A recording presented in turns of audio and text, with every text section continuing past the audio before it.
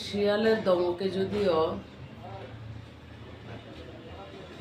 বাঘ পিছপা হতো,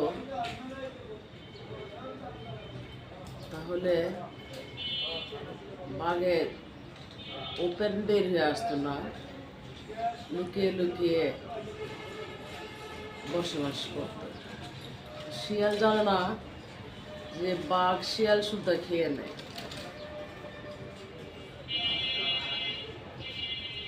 বাস্তব জীবনে এমন কিছু ঘটে, এমন কিছু দেখা যায় যা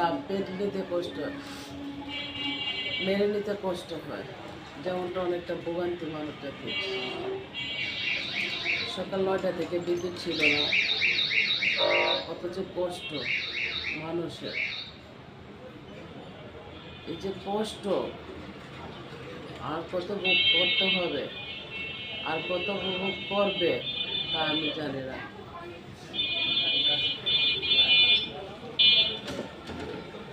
তবে শিয়ালিয়া বুদ্ধি, এটা সত্যি। বাঘে যত বড়ই শক্তিশালী হোক আর যত বড়ই হিংস্র প্রাণী হোক, কিন্তু একটু সরলতা আছেই তার। কারণ একটু তার মানবতা আছে। সে পোষ মানলে পরবর্তীতে দেখা গেল কি, যার পোষ মানে তারও ছাড়ে না। বাজারে একটা সমস্যা আছে। কাল্পনিক গল্প সাজিয়ে গুছিয়ে বলা যায়, গল্পটা কতটুকু সত্যি হয় সেটা হলো সবচেয়ে বড় প্রমাণ। যদিও গল্প সত্যি হয়, তাহলে মানুষের সালাম পায়। আর যদি কাল্পনিক গল্প সত্যি না হয়, তাহলে